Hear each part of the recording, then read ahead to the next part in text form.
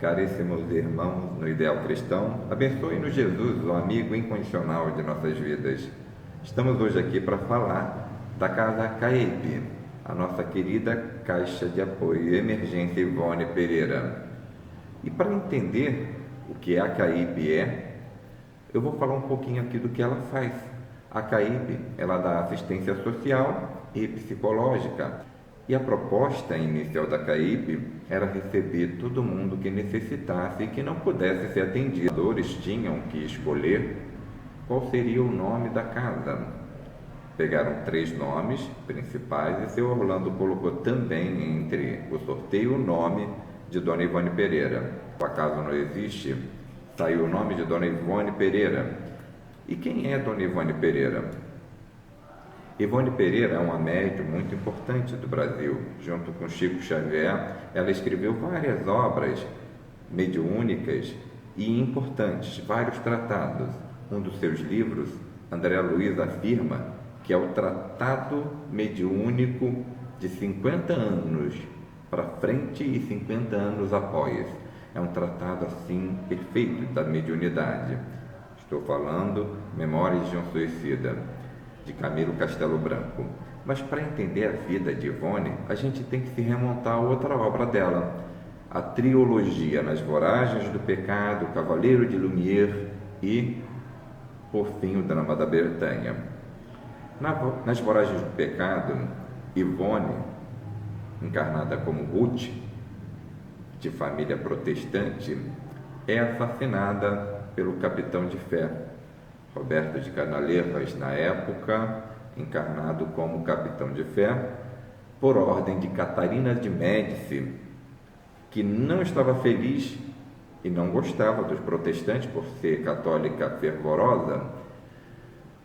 Ela não gostou de um casamento, de uma união que aconteceria entre um protestante e um católico, uma protestante e um católico, e mandou que matassem na noite do casamento, onde muitos protestantes foram à França para assistir o casamento do príncipe com uma protestante, mandou que assassinasse todos os protestantes da cidade. E o capitão de fé matou toda a família de Ruth Ivone Pereira naquela época.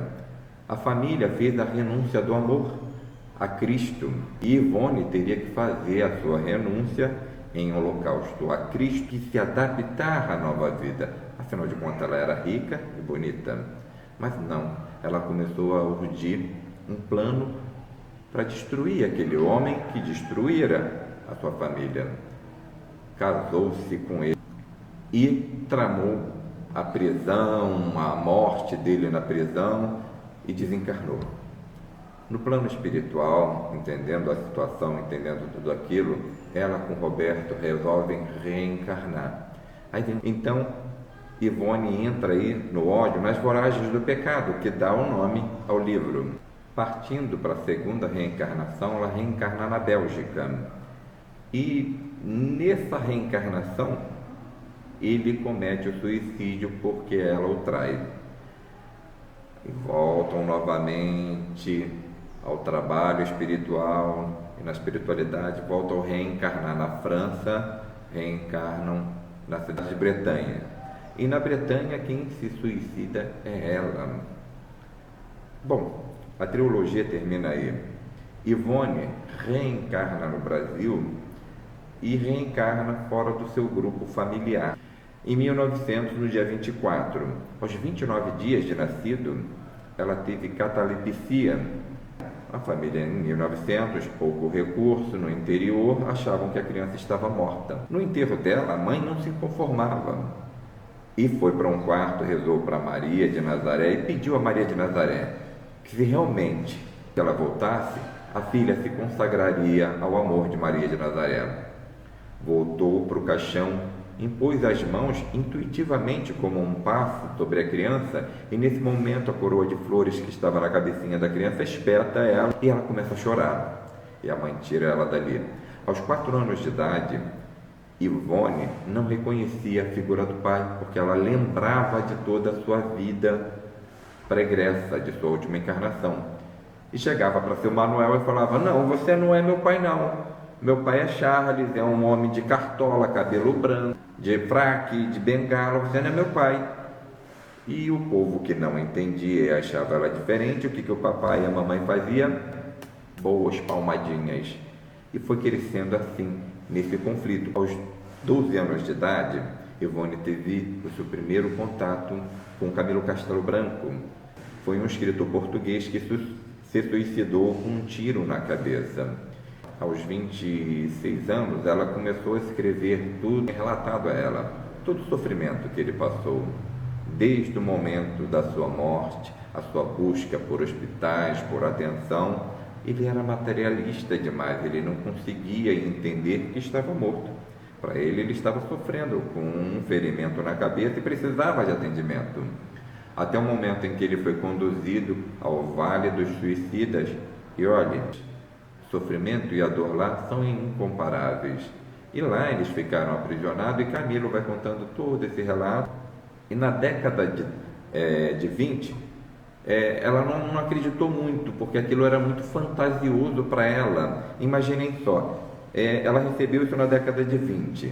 O primeiro livro de André Luiz foi em 39, na década de 30 em 39, que vem falar sobre o mundo espiritual, o nosso lar, que vem explicar tudo isso. André Luiz diz que Memórias de um Suicida é um tratado mediúnico perfeito, que remonta a 50 anos para trás e 50 anos para frente. Vai ser sempre atual. É perfeito, não tem o que se mudar.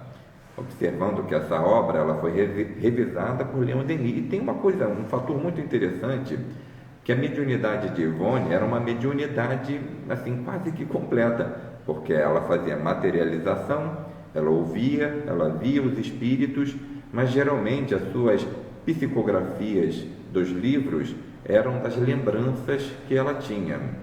Mas antes disso, Ivone tentou levar, na década de 30, o livro para a FEB publicar. Ela foi apresentada ao seu Manuel, e quando o seu Manuel na escada viu ela com aquele monte de papel na mão, virou para ela e falou assim: não, que não, aqui só se publica livros de Francisco Cândido Xavier. E foi para casa, ela não entendia, ela achou aquilo um absurdo e voltou com aqueles papéis para casa. A pobre, ela não tinha onde guardar aquilo, aí ela falou: vou tacar fogo. Quando ela pegou o fósforo que acendeu para tacar fogo, no livro Memórias de um Suicida, materializou-se uma mão em cima da mão dela e disse: não. E uma voz falou em seu ouvido: guarda-os, será usado mais tarde. E ela guardou aquela obra.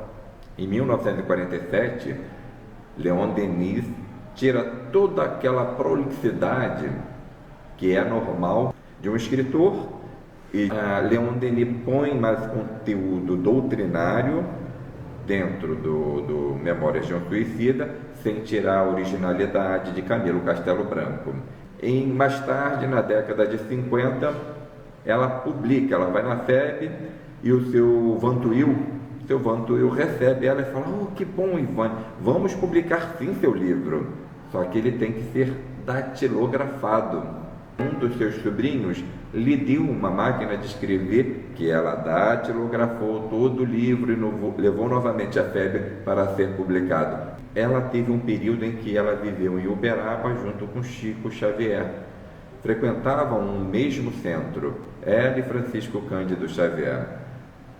Não escreveram nenhuma obra juntos, mas fizeram vários trabalhos dentro da casa em que trabalhavam juntos, de assistência, de conteúdo, de cartas.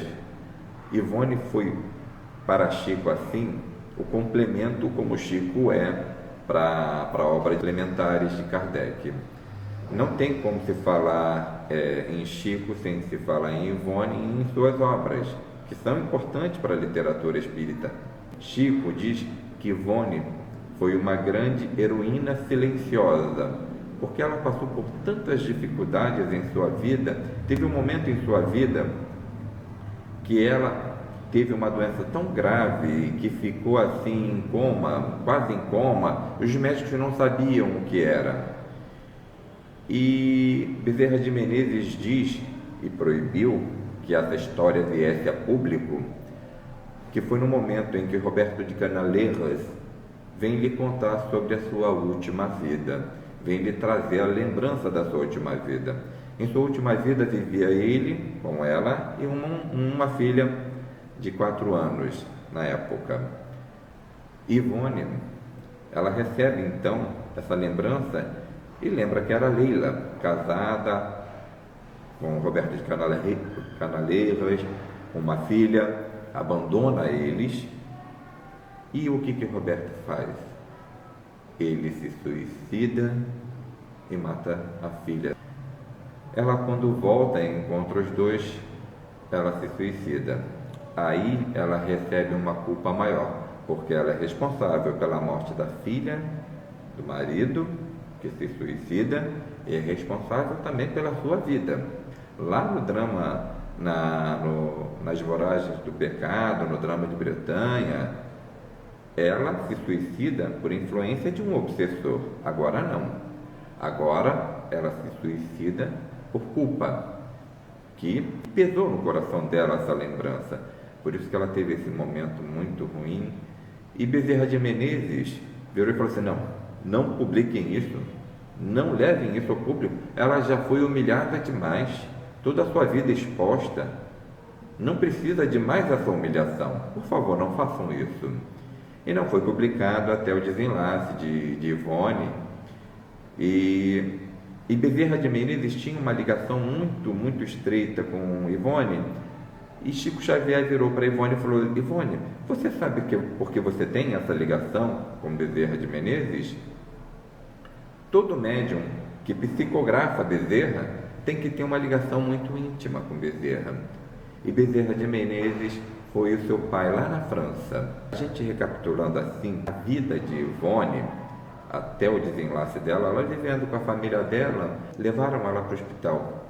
O médico não conseguiu nem colocar um marca-passo, que ela teve uma hemorragia inestancável e ela desencarna nessa cirurgia.